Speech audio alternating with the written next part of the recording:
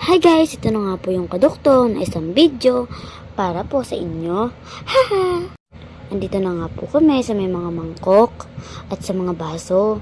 Gusto din po kasi ni Mama bumili ng mangkok, baso, plato. Humiling po siya kasi kay Papa. Alam nyo naman, si Mama malakas kay Papa. Ay, wow! Ayan na nga po, namimili na nga po kami ni Mama dyan. Bali po, nandito po kami sa SM Marilao ng May Kawayan, Bulacan. Si Kuya at si Papa po nandoon po sa kabila. Namimili din po sila ng kanilang mga bibilhin. Kami po ni Mama ay dito lang, chill-chill lang. At pinakuha nga po ko ni Mama dito ng basket para po sa paglalagyan ng mga aming binili. Alam nyo ba guys na si Mama ang tagal-tagal mamili? Ganyan talaga pag mga babae, aabutin ka ng siyam-siyam. Hindi sa ganun, shock lang po. Nakita ko nga yung towel na pamunas. Kaya tinignan ko kung may magugustuhan ako, pero wala. Tignan nyo naman ang aking look. Diba? Girly na girly, pero ang pambaba ay boys. Naglakad-lakad na po kami dyan para po umanap din po ng iba. Tinatanong nga po ako ni Mama dyan kung may gusto ba akong bilhin na baso. Pinapapili pa nga din po ako dyan. Pero wala po akong pinipili dahil hindi pa po ako magaling sa mga ganyan. Pasensya na nga po pala kayo dyan dahil maingay sa labas dahil nga po umuulan. Tinuro ko nga po kay Mama kung ano po yung maganda. Kaso po yung presyo ay napakamahal kaya hindi ko na lang po tinuloy. At ayan guys, tapos na nga po pala kami namili ng mga plato at iba pa. Dito naman kami didiretso kala Papa para mamili ng iba pang kailangan para sa bahay. Pinas forward ko na nga lang po dyan dahil nagkukwentuhan pa po sila.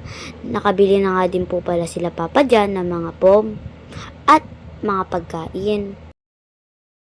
Papunta na nga po pala kami dyan sa cashier. Lakad lang ng lakad, lakad pa, sige pa, tuloy mo lang, tapos nagkwentuhan pa. Kwentuhan nga po kami ng kwentuhan dyan tungkol sa aking school. Kamusta nga daw po yung school ko, at kamusta din yung bakasyon, syempre.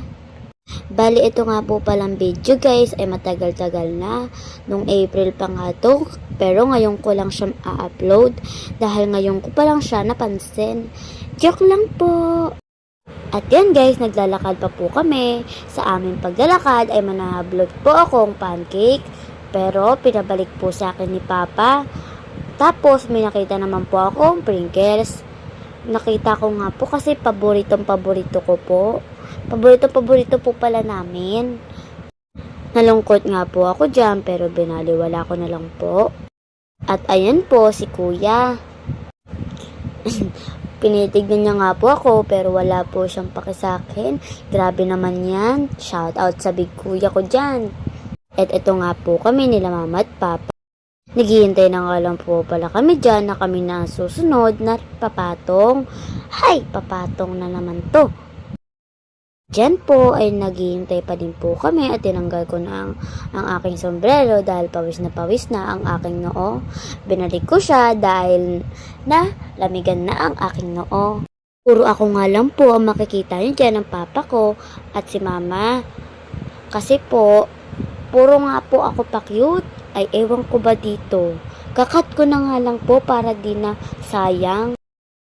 Tapos na nga po pala kami magbayad sa cashier dyan, pero patuloy pa din po ako nagpapakyut. Yun lang po for today's video. Bye-bye po!